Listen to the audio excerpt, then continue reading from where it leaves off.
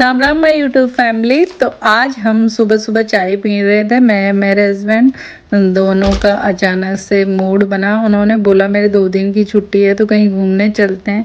तो मैंने कहा कि लंबा तो चल नहीं सकते तो इधर आसपास देख लेते हैं। तो 2 दिन की प्लानिंग के हिसाब से हम सुबह 11 बजे निकले और नैनीताल के लिए निकल गए और बीच में रास्ते में रुकते हुए आए क्योंकि बच्चे थे हमारे पास में। तो हम रात के 1 बजे पहुँचे, यहाँ पे होटल लिया और फिर सो गए। मॉर्निंग में उठे तो नैनीताल का व्यू इतना गजब था, इतना क्लियर पानी था कि मछलियाँ ऐसे की ऐसे दिखाई दे रही थी।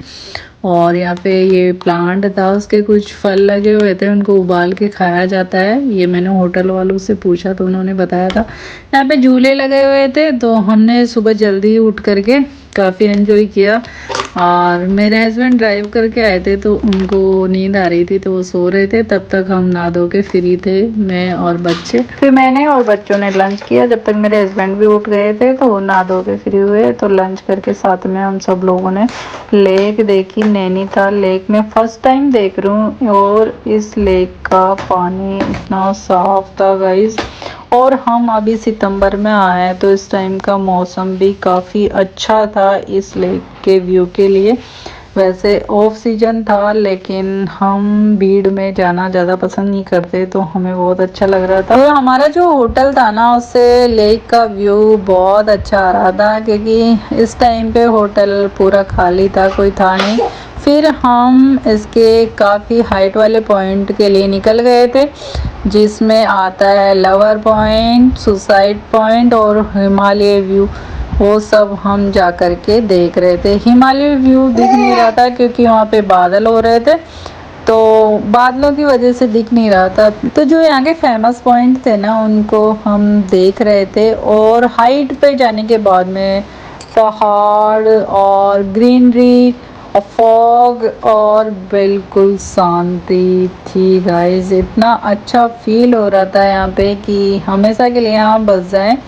तो पहाड़ों का अपना कुछ अलग मज़ा होता है और इनमें जाने के बाद में जो शांति होती है ना तो वो तो अलग ही लेवल की होती है। तो पूरे बादल से वहाँ बिठा दो मुझे तो वहाँ पर ले जाएगी और क्या।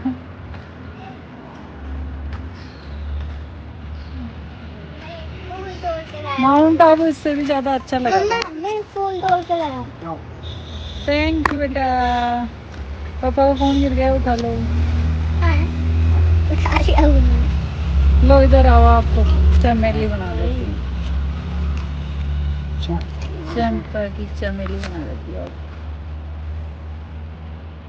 ये लो पापा को दिखाओ। वो लेके आओ और लेकर आती हूँ। लेके आओ और सब बदबू आ रही है। ये तो जोर से हाँ हाँ हाँ नहीं ये मेरे सबसे ज़्यादा दुनिया का क्या देखा दिखाओ। थोड़े दिनों बाद में तो आपके बिना किसी के पास नहीं रहेगा।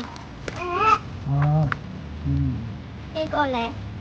लो लो लो ले लो। अरे रहने दे, बेटी ने तेरे को दिया है, मेरे को तो दे। आपको तो मेरे से अच्छे दिए हैं। और पहाड़ों के जो पेड़ पौधे हैं ना वो बिल्कुल अलग होते हैं। और ये जंगली बेल ने तो मेरे दिल पे राज कर लिया, इतनी ज़्यादा पसंद आई कि मैं इसको घर पे लेके आई हूँ। उसके बाद में हम नैना देवी के दर्शन के लिए निकल पड़े और नैना देवी के नाम पे ही नैनीताल इसका नाम पड़ा है। उसमें सबसे पहले हनुमान जी का टेम्पल आया तो उसके हमने दर्शन किए, परिक्रमा की। और गाइस आपको बता दूं यहाँ पे हमने गाड़ी पार्किंग की थी तो गाड़ी पार्किंग इतनी महंगी मैंने आज तक ज़िंदगी में नहीं देखी। 500 रुपये की पार्किंग थी जो जयपुर में आज तक कहीं पे भी नहीं है। और भी कई जगह गए लेकिन वहाँ पे भी नहीं थी इतनी महंगी पार्किंग। तो वो मुझे थोड़ी सी अलग लगी, अटपटी लगी। और उसके बाद में नैना देवी के दर्शन किए लेकिन उसका वीडियो और फोटो नहीं खींच पाए क्योंकि वहाँ पे अलाउ नहीं था। उसके बाद में हम बोटिंग के लिए निकल पड़े और बोटिंग से पहले यहाँ पे फिश देखो कितनी प्यारी, मतलब क्लियर पानी में अलग ही दिख रही है गाइस। इतना क्लियर पानी था इस लेक का और इतना ठंडा, मतलब बहुत अच्छा था गाइस। मैंने पहली बार देखा इतना क्लियर पानी और यहाँ आने के बाद में बहुत अच्छा फील हो रहा था। फिर हम बोटिंग के लिए गए, हमारे साथ में एक फैमिली और थी तो हम साथ में थे सब। तो बोटिंग के लिए कुछ लोग कह रहे थे करेंगे, कुछ लोग कह रहे थे नहीं करेंगे, लेकिन इस लेक के बारे में सुना था कि ये इतनी गहरी है कि इसकी गहराई आज तक किसी ने नापी नहीं है। तो थोड़ा सा डर लग रहा था, मेरे हस्बैंड को ज़्यादा डर लगता है। फिर भी हम कैसे तैसे करके हिम्मत करके बैठ गए और फिर हमने बोटिंग का मज़ा लिया गाइस। मतलब इतनी ठंड लग रही थी, हम ठंड के कपड़े नहीं लाए थे क्योंकि हमें पता नहीं था कि इतनी ठंड होगी वहाँ पे। तो गाइस बोट में बैठने से पहले इतनी ठंड नहीं लग रही थी, लेकिन बैठने के बाद में जो ठंड लगी ना, ओ माय गॉड बहुत ठंडा पानी था। लेकिन फिर भी मैंने बच्चों के लिए लंबी बाजू और कैप वाले कपड़े लिए थे ठंड को देखते हुए, तो उनको तो ज़्यादा दिक्कत नहीं हुई, लेकिन मुझे ज़्यादा लग रही थी ठंड। उसके बाद में हम फैमिली के साथ में बोटिंग पे पहली बार आए थे और फैमिली के साथ ट्रिप पे भी हम पहली बार आए थे क्योंकि बच्चों की वजह से हम कहीं जा नहीं पाते हैं लंबा, तो आज हिम्मत करके आ ही गए। फिर दूसरी फैमिली तो सिंगल थे, कपल थे, उनके पास में बच्चे नहीं थे तो वो खूब एंजॉय कर रहे थे।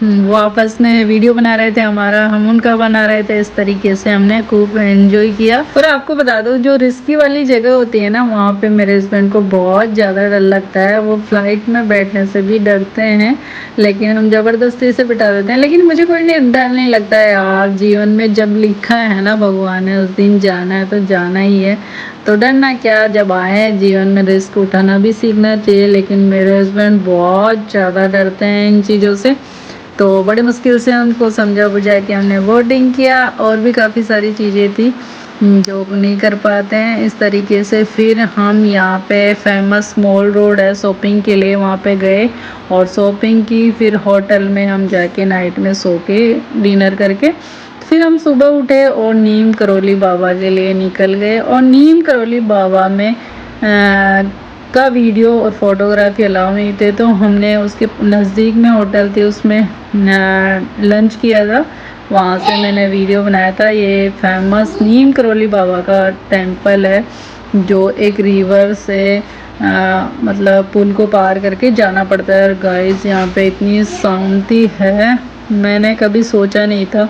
वास्तव में यहाँ पे आके मेरे को बहुत अच्छा लगा। फिर हम नीम करोली बाबा से वापस आ रहे थे, रास्ते में कुछ प्लांट दिख गए और प्लांट गाइस मुझे बहुत ज़्यादा पसंद है, तो वहाँ पे रुकूँ नहीं, ऐसा कभी हो नहीं सकता। और यहाँ पे जंगल का शहद यानी हनी था, काफ़ी सारी चीज़ें थी, लहसुन था, ड्राई फ्रूट्स थे, तो उन सबको मैंने ख़रीदा। और ये इतने मोटे मोटे लहसुन थे, पहाड़ी लहसुन ये अलग ही होते हैं गाइस, क्योंकि इनकी जो पोतियाँ हैं वो बिल्कुल मोटी मोटी होती है। एक या दो पोती से पूरी सब्जी बन जाती है। और अपने छोटे छोटे लहसुन छीलते रहो। फिर हमने काफ़ी सारे प्लांट्स और ड्राई फ्रूट्स लिए, फिर हम निकल पड़े और भीमताल गए। भीमताल में याना ने फोटोग्राफी करवाई, हम गाड़ी से उतर नहीं पाए थे क्योंकि मेरे पास छोटा बच्चा था तो वो परेशान हो रहा था इसलिए। और उसके बाद में हम आगे गए, एक रेस्टोरेंट आया हाईवे पे, बहुत अच्छा था, उसमें बच्चों ने किया खूब एंजॉय, डिनर किया। उसके बाद में हम जयपुर के लिए रवाना हो गए। इस तरीके से नैनीताल का ब्लॉग 2 दिन का रहा और बहुत अच्छी ट्रिप रही हमारी। आप लोगों को कैसा लगा, वीडियो अच्छा लगा हो तो लाइक और शेयर करना, और कुछ जाना हो नैनीताल के बारे में तो कमेंट्स करना। Bye bye.